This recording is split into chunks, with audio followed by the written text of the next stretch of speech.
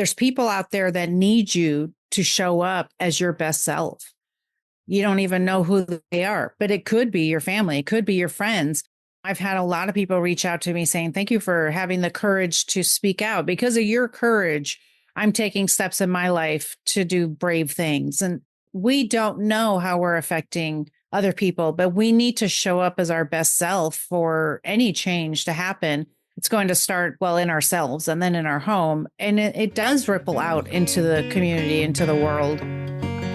Welcome to the New World Normal podcast. I'm Debbie Harrell, your host and the Question Normal coach.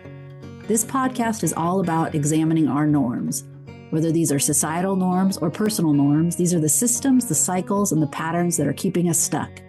They're often keeping us overwhelmed and underfulfilled.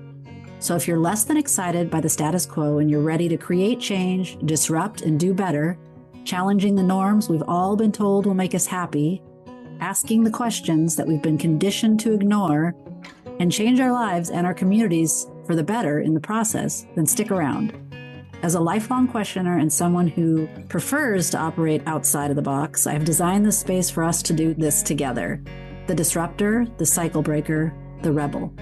Welcome. And now for today's show. On today's episode of New World Normal podcast, we are continuing the conversation about domestic violence in honor of Domestic Violence Awareness Month. Today, we are focused on the insidious nature of narcissistic abuse, how it's difficult to see because a lot of times the behavior masquerades as just bad behavior. Or as Laura shares, or as our guest shares, she saw her husband's behavior as just being difficult. So I am speaking today to Laura Richards. Laura is an international podcaster, #1 best-selling author, and speaker dedicated to empowering women. Through her global podcast, That's Where I'm At, and her best-selling book, Married to a Nice Guy, Laura shares her personal journey of recovery from a 32-year marriage to a narcissist. Drawing on her own experiences, Laura's mission is simple: to shine a light on narcissistic abuse and let women know they are never alone and that healing is always possible. With warmth, authenticity, and an unwavering commitment to truth, Laura helps women rebuild their self-worth, reclaim their voices, and step into a future filled with confidence and strength. I would add to the line about warmth and authenticity that she's also funny. So I think that humor plays a part in all of us getting through this crazy time in life.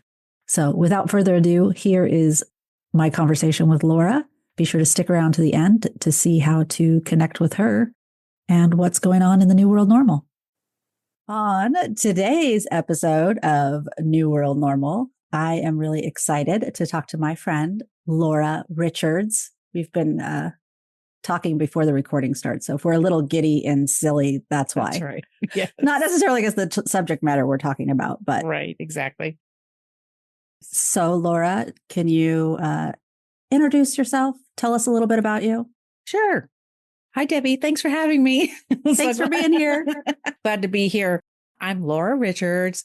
I used to be a speech therapist, and then I got divorced and changed my whole life and started podcasting after my divorce. And so now I'm a podcaster, a speaker, an author, and I'm speaking on narcissistic abuse and helping other women, just really helping them when they're making big life changes. My avatar, my target audience is people just like me, women just like me in my age group between 45 and 65, really. That's who's listening to me. And I'm just helping them get through this. Sometimes we have this time in our life that we make some really big changes that could involve divorce, that could involve some other things. But that's kind of what we're talking about. We're talking about all these things that society has told us maybe not to talk about. And so we've decided to go ahead and talk about it with a microphone. Yay. So that's what I do. That's one of my favorite things to do when people say, oh, we shouldn't talk about that. Right. Oh, come on. Let's do it. Let's have a conversation. Or we've always done it that way. This is the way it's always been done. And so we shouldn't do it any other way. And it's like, oh my gosh, that'll kill a dream within 100-mile radius.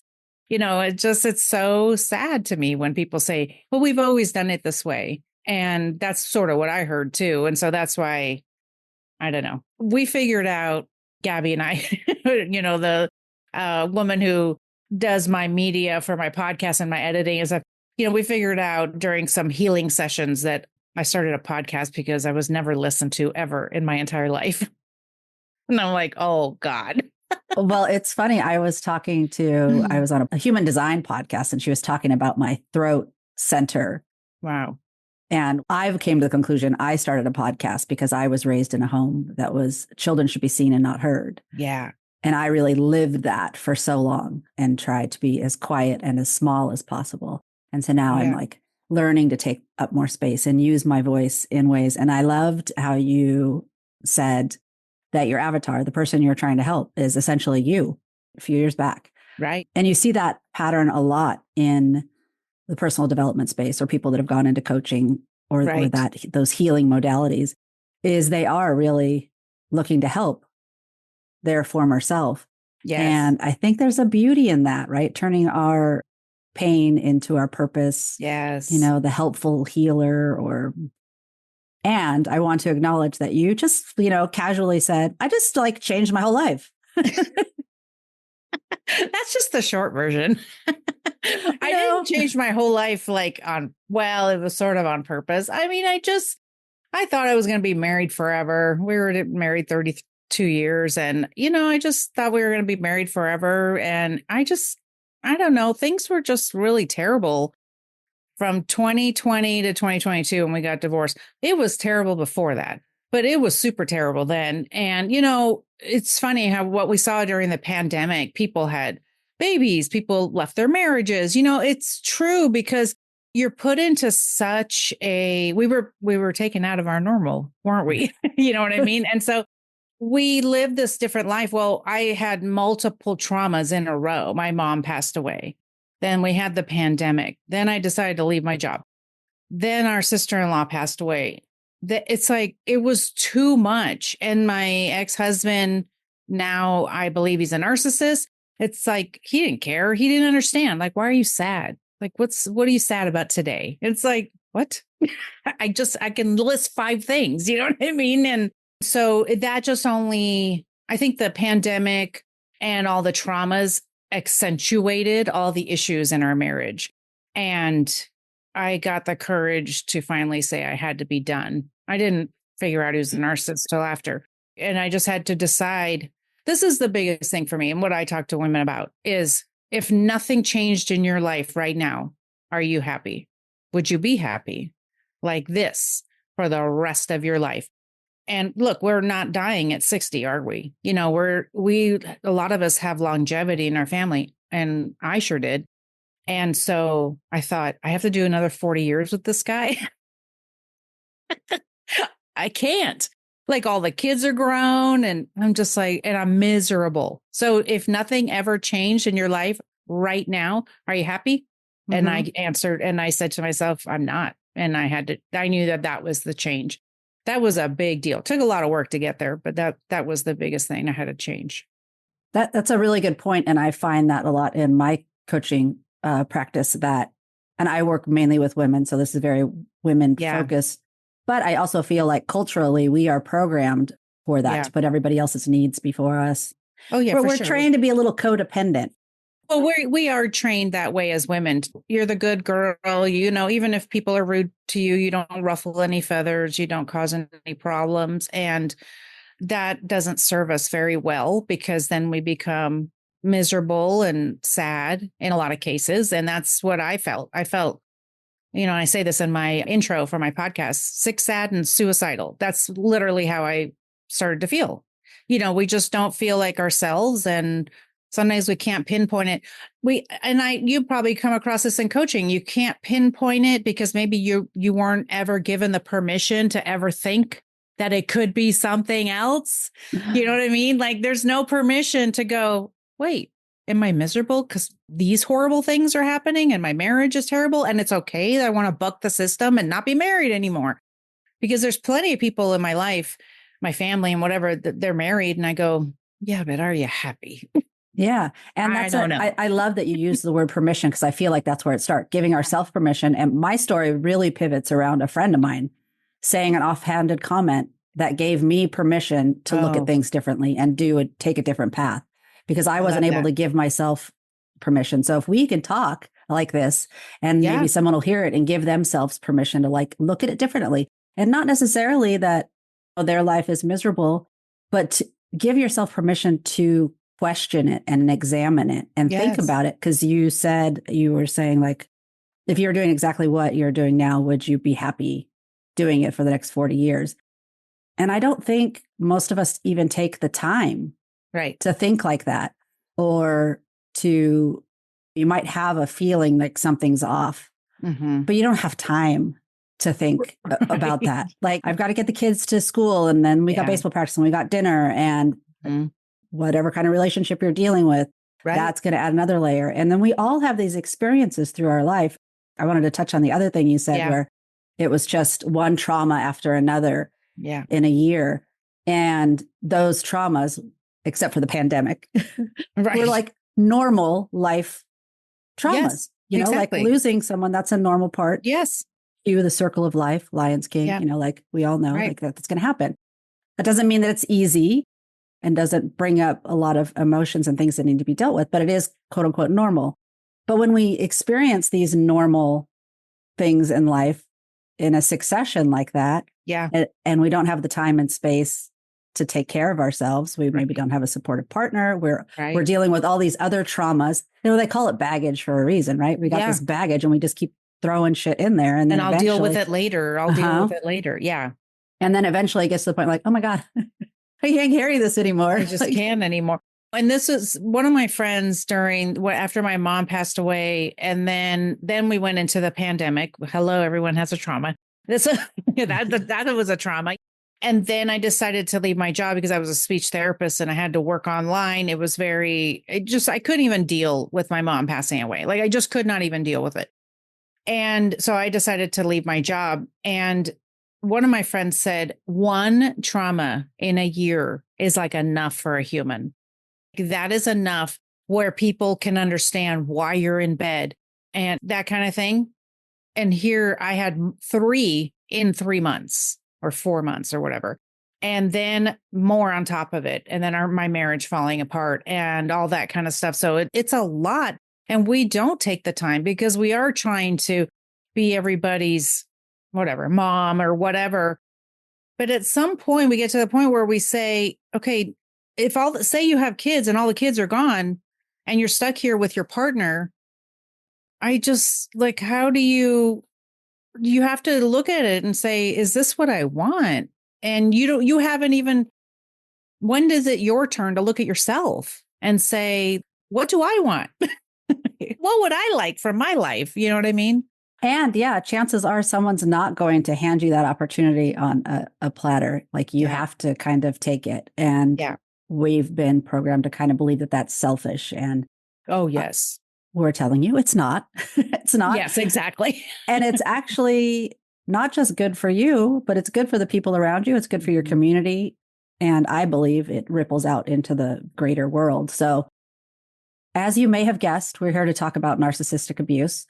So I'll take a step back and ask you to tell us a little bit about your relationship, how it started, and when you recognized it as narcissistic situation.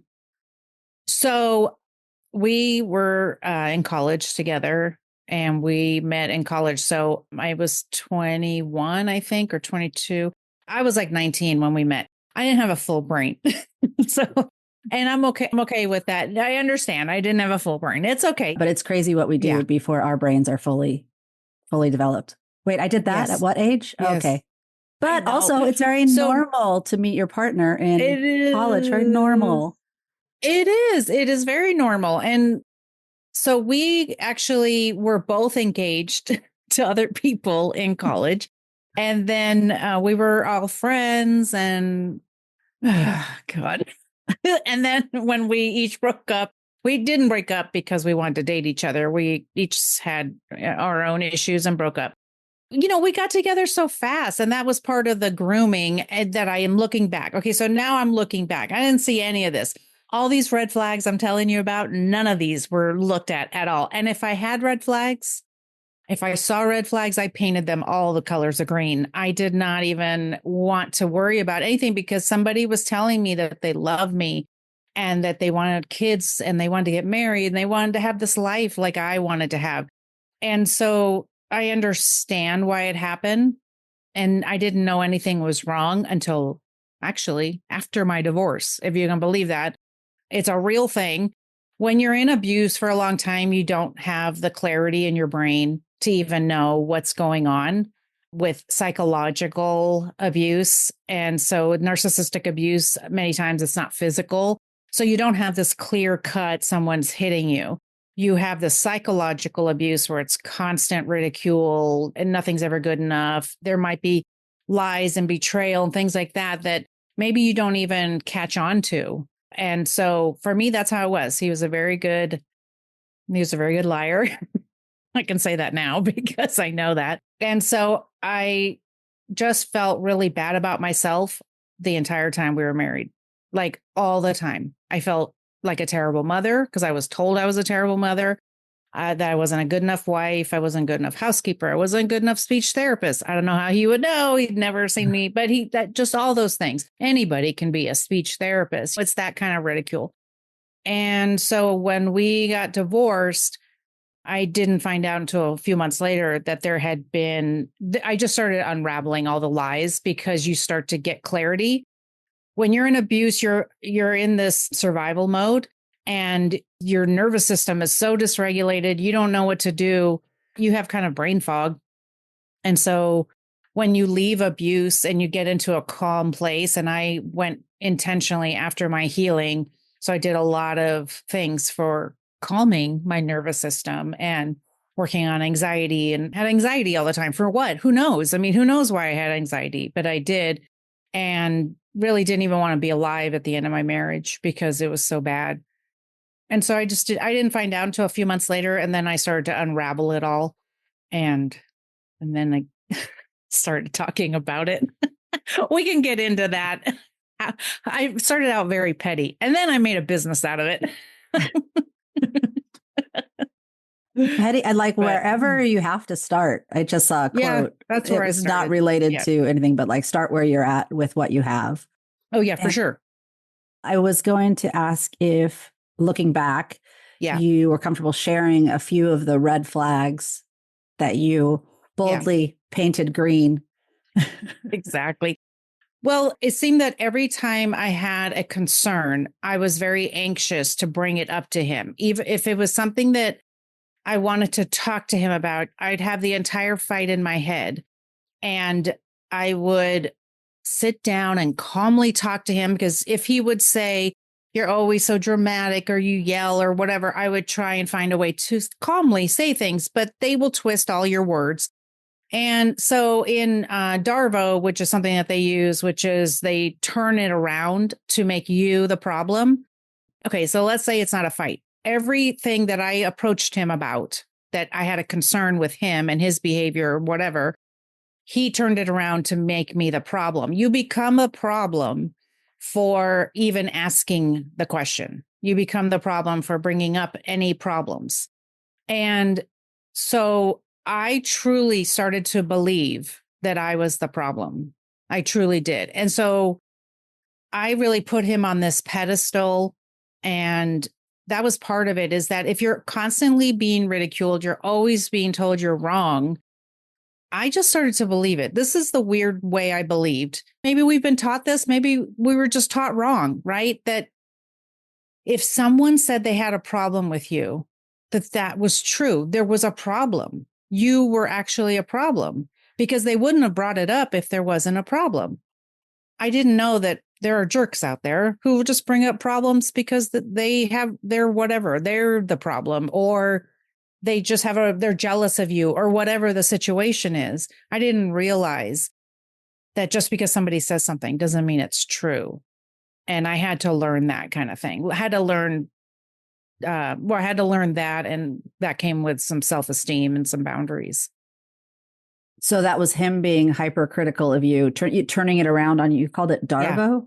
Yeah. Darvo. Yeah. It is deny, attack, and reverse victim and offender. So it's the tactic that's used to deflect responsibility from the person, from say like your spouse, back onto you. So they deny it and they reverse it. And they do it all the time. And that's every single fight. Like when I go back through my journals, I'm like, how am I the problem in every fight? And I would say, I remember announcing every fight, oh, this is the part where you tell me what I did wrong. And it's like, but it still didn't. See, when you're in it for so long, your brain is mush. When I think back, I saw the red flags and I hear myself saying, oh, this is the part where you blame me. But I didn't know anything about Darvo. I didn't know anything about narcissists. I thought narcissist was someone who was like really out there and just loves themselves and whatever. But my ex is a covert narcissist, which is he's very out in front of the public. He's the nicest guy. You know, he's real kind. He's a great guy in the community and all this stuff. At home, he was a jerk. And so I didn't understand. I couldn't put those two things together. This is the part. If we are like these people that have values and morals and integrity, we don't understand when people are walking outside of that. So that's why I didn't understand. I couldn't believe he wouldn't be, because he said, you can trust me. But now I know I was not able to trust him. No, and it makes 100%. This is someone you love and you married. So of course you want to assume the best of them. And then this Darvo tactic or Darva tactic sounds very familiar. Like I know I have been in a few relationships where that tactic was used. I was raised in what I recognize now as a narcissistic home. Okay. Like my mom's partner was definitely a narcissist. Okay. So I saw that modeled a lot. Yeah. And so part of you, and that's probably why when I got in relationships and saw it, it was more like, oh, this is normal. This is just normal jerkish guy behavior. Not that it's actually a problem and doing harm to me in the process. Just like, oh, guys are kind of like that. And you kind of chalk it up. So were there times when you attributed his behavior to that? And was there a time when you're like, no, this is not normal? Yeah. Well, I just thought he was difficult. I really did. And this is the hard part, because when you have a covert narcissist and they're amazing outside the home, you see their good side. You see how they go and help people in the community. He was serving the homeless, once a month, and he was always doing all these things for people in the community. And so you can't reconcile it. It's hard to reconcile, but then they come home and they're a jerk and they're telling you, if you weren't so XYZ, then we wouldn't have these problems, because everybody else likes me in the world. And I would be like, okay, yeah, that makes sense, because he is. I've seen him out in the world. He's great. And so it must be me.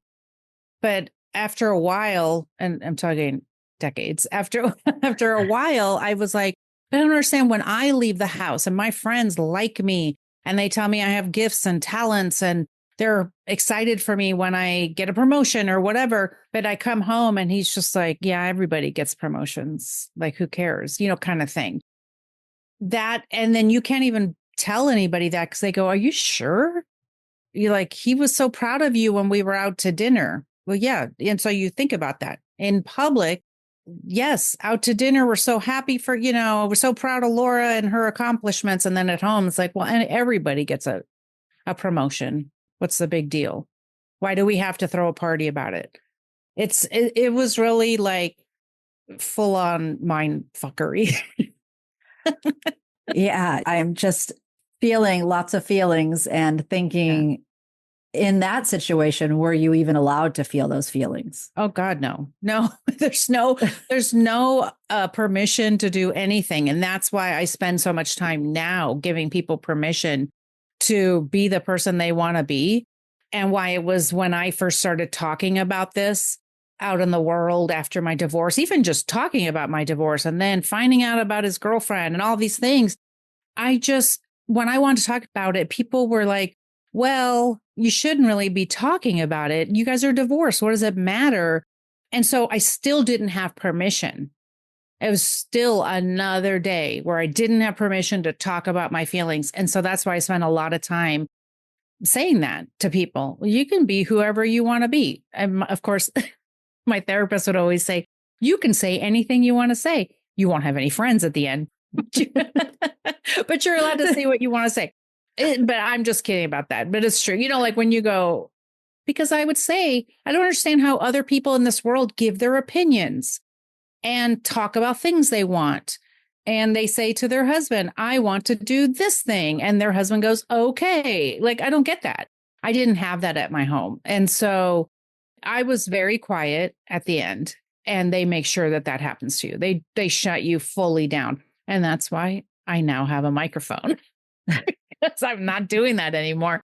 If you do not want to hear me, please just turn off the podcast. I mean, that's just And the that's way it the is. beautiful thing, right? It is. We have a choice. Keep scrolling, turn on a different podcast. Yes. Somebody had said something rude on one of my posts, and I said, thank you for using your thumb to scroll away from my content. That was like, I'm just not doing it anymore. And so that's something to consider in your relationship too, right? Any relationship, friendly, family, whatever.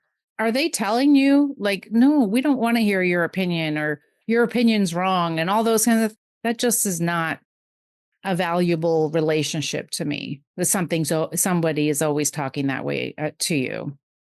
And I don't know if that's a midlife thing, but the realization of wanting to examine the relationships, all the like, is this healthy?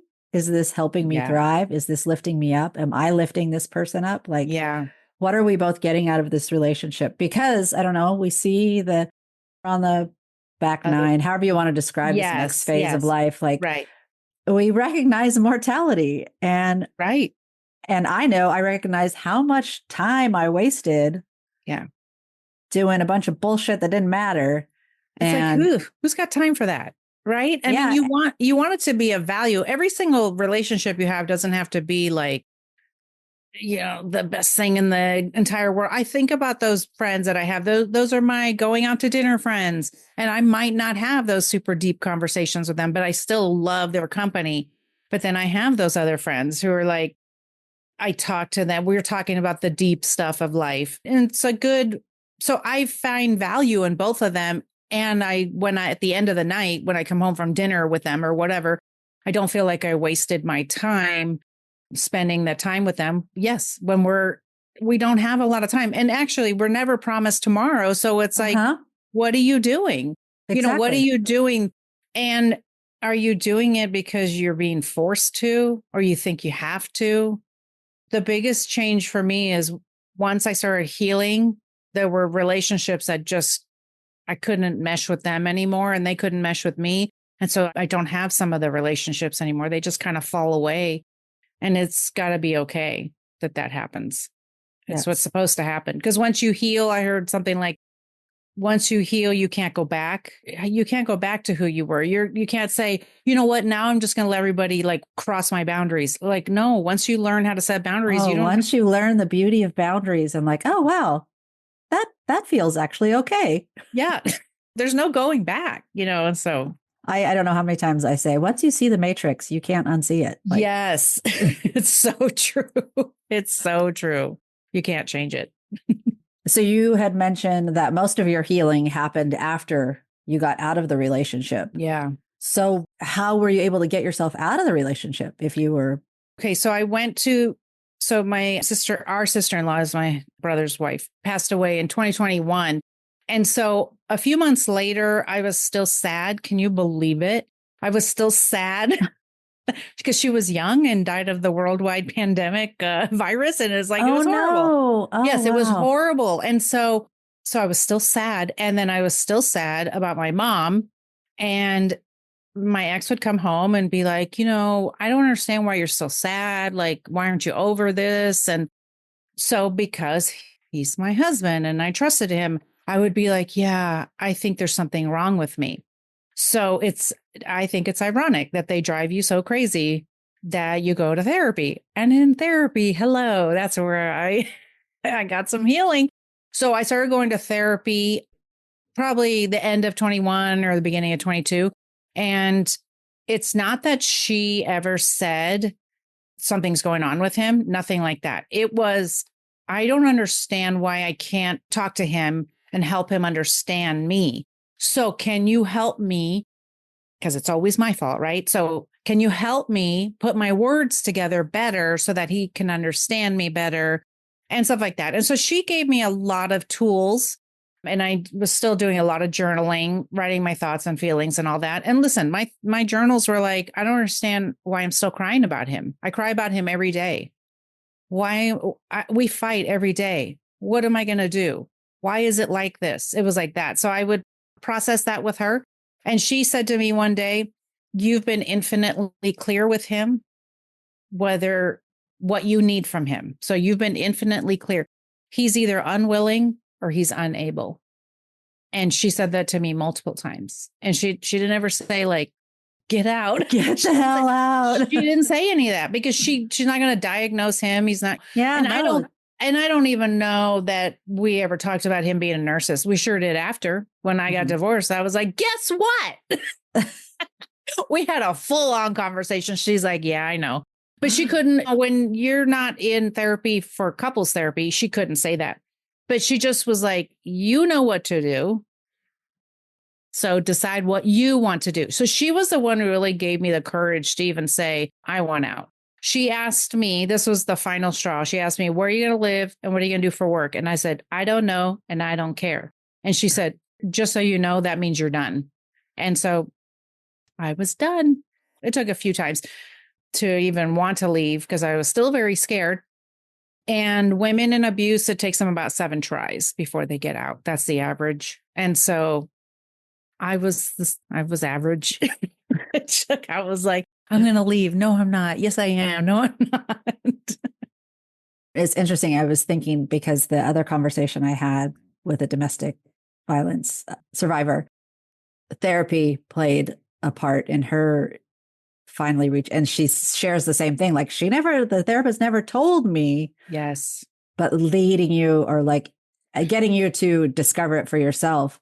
And also I'm like, well, how do we help people that are in this situation get to therapy? Number one, therapy is kind of inaccessible to some people. Yes. But I love the fact that you pointed out that you went to therapy because there was something wrong with you. Yes. Well, that's what I've been told for so long was there something was wrong with me. And it's there that you learn. And if you can get to therapy, that's great. And, there's so many resources online as well, which thankfully that's such a great resource. So many things at the library. There's so many activities, tons of podcasts like ours, where we're talking about things, it doesn't replace therapy, but it really gives you tools to really try and think about, what do I want from my life? And am I really the one who's always wrong? And am I that terrible of a person? And that was one of the things I really wanted to break down with her. Can we talk about me and how I'm always the problem and have been the problem all my life? Okay, but now I know I've just been the scapegoat. I've been the black sheep. It's just who I am. That's who it is. And that happens. That doesn't mean that I'm a terrible person. It just means that's who I've been in the structures in my family and in my relationships. I'm not anymore. I'm not. The people who are around me are like, you're still the same person, but now we know like these are your boundaries and they know me more. Well, and I think you know you more. Well, yeah, still taking me some time because especially when you're in the same family dynamic and then you go into a marriage like that, I thought, I haven't known myself for 33 years because that's how long we were together. No, I haven't known myself for 55 years. So the last 2 years has been me trying to figure out, who's Laura? What is she like? What does she enjoy doing? Yeah. And that's such a good point because even people that aren't in abusive relationships, I feel are not taking the time to connect with themselves. Yeah. Everyone's so busy. The world is chaotic. The media loves to play on our fears. And so who has time? Like we all love that to quote that. It was Gandhi that said, be the change you want to see in the world. Right. Yeah. Like, oh yeah, great. I don't even have time to, move the laundry from the washing machine to the dryer. What do you mean change the world? Like that's way too much. But if we can, that's where it starts with us, like with ourselves. Yeah. Tuning into ourselves, getting clear on what it is we want and living that life. Because I feel like when we're tuned into who we are and our core values and we start living from that, then it's going to take us all in a direction. And if that requires breaking a few cycles, completely changing our lives, then so be it. And it doesn't necessarily mean that it's going to require changing your entire life. But Right. what's the harm in taking a Mhm. look and seeing if there's some things that need to be tweaked or gotten rid of completely? Well, I've been told that there's people out there that need you to show up as your best self. You don't even know who they are, but it could be your family. It could be your friends. I've had a lot of people reach out to me saying, thank you for having the courage to speak out. Because of your courage, I'm taking steps in my life to do brave things. And so we don't know how we're affecting other people, but we need to show up as our best self for any change to happen. It's going to start in our home, well, in ourselves and then in our home. And it does ripple out into the community, into the world. My daughter is having a baby really soon. And I just see like the way she's already thinking about how she wants to talk to the child and all this stuff. And I'm just like, oh, it's so beautiful. And I was talking with a friend and I said, I already see the changes I made in me and saying, I want to break the cycles. Like right now, it ends right here. We're not going forward. And my kids we've had healing to be able to move forward. So just with me saying, not the divorce, but with my changes in me internally, saying, I want to be different. I want to make a difference in this world. It's affecting my children. And now my granddaughter, it's affecting, I already see the fruits of my labor. I already see it. I literally want to start crying. That I know, me too. Seriously, I listen, I see my daughter's Amazon things that she's buying these books for the baby. I literally was sobbing. I was like, I already see it happening. The chains are already being broken because she's not going forward like that. She's like, I'm not doing this to my daughter. I'm like, thank God. And you can't take offense to that. You know what I mean? Like, I could have easily just been like, well, I did the best I can. That's not how you heal. You say, I'm so sorry that I did that to you, no matter if it was in reactive abuse, because we have that where they just poke, poke, poke. And then I was a yelly, screamy mom. That's how I lived my life, yelling and screaming. And because I didn't feel supported and I felt nothing. And I felt like I was a terrible mom because I was also being told that. So I could easily be like, well, it's not my fault. That's just the way I was being talked to. And no, it's okay to say like that really sucked. And I'm sorry that I did that. It makes a difference. It's like, I just see it already. It's amazing. Yeah, I've had similar conversations with my kids about, Yeah. I know I screwed up and I'm sorry. And you are 100% allowed to talk about me in therapy, guilt-free. Right. Yes, exactly. I know, like, because of the work I've done, that you can hold, your parents and they did the best they could. They loved me the way that they were capable of loving me. Yes. And they did harm, Yes, exactly. So It's hard, but once I learned that too, that you can hold space, two different things, right? You can have two different things and hold space for both of them. That was really freeing to me in my mind because I thought, well, it has to be one or the other. Because I would have that conversation with my kids. They'd say like, yeah, we know you did the best, but it really sucked. And now we have the words to be like, hey, we can hold space for both those things. Yes, we know you did the best you could. And we can look at that and then we can go, that really sucked. And we can actually have apologies for that. I'm excited that we've gotten to this point because I was trying to figure out like, how can we like weave in a systemic norm that plays into this story? And you just clearly define the binary, right? Okay, good. The black, the white, the left, the right, the red, the blue. It's one or the other. Yes. You're straight or you're gay. It's like, no. Like, we are all here existing in this plane, spectrum, whatever you want to call it. And we all exist in different spots on the spectrum and it's okay. Yeah. Yes. And that's it. It's yes. And I remember that in therapy. I'd have to remember that every week. She'd be like, it's a yes. And you can do both. And I was like, you can. Like, it was such a hard concept. But now I get it because this is the concept I had a hard time with was people wanting me to forgive my ex, stuff like that. Right. And I was like, I don't know. I don't know. I can't hold space for someone who abused me. But then I look at him as a 6-year-old little boy who wanted his mommy's love. And I have empathy for that. And so I was like, oh my, I'm allowed to hold space for both. Like that grown man over there, no thanks. But the little boy, I totally get it. But it doesn't excuse it. And that's why we can talk about these things that say, I know why they did the things they did or why we do the things we did, but it doesn't excuse it. And that's why it's okay to just apologize and say, that was just in a hard place. I'm so sorry that happened. I was just talking to my daughter about something and I said, God, that was so stupid. I'm so sorry and she's like, what? Really? You're apologizing for that? I was like, I kind of feel like I have to. It was something dumb. Like I wouldn't let them watch Harry Potter or something dumb. To me, I think it's dumb. And, but that's just where I was at in my life. And so I apologized and they were like, okay, fine. We're over it. They're like, we've watched it now. Like, okay. There's a little bit of truth to that because a lot of things that we hold on to, like, oh man, I really screwed up. It's okay. And it doesn't like that conversation that I feel totally changed the trajectory of my life when that friend made that offhand comment. It gave me the permission to do things differently. When I talked to her about that conversation, she has zero recollection of it. And you're like, I changed my whole life. Isn't it amazing? You just never know. That's why I love sharing with each other because you never know what you're going to say. I'm going to say it's going to yeah. And you sharing your story, you never know who's going to hear their story in your story and be like, oh, wow, look, she's doing things differently. Maybe I can do that. Yeah. And the second back on the binary of like, let go of the black and white thinking. And that's one thing I feel like the younger generations get a lot of crap from the older generations. But oh my gosh, they have figured out so much already. And the fact that they're very comfortable in the nuance and they don't feel like it has to be black or white.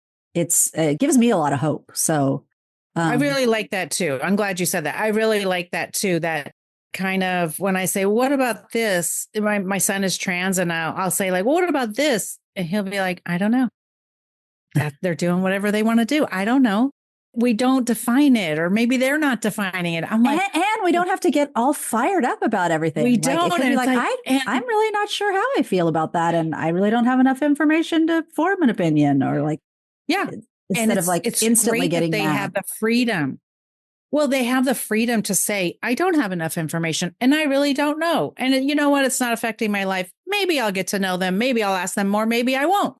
And they have such a freedom. And so I've learned a lot, like being around my kids and listening to them being like, we don't worry about that. We don't worry about those kinds of things. And it's like, oh, okay, great. We can take that off my plate and just everybody live in the world and love each other.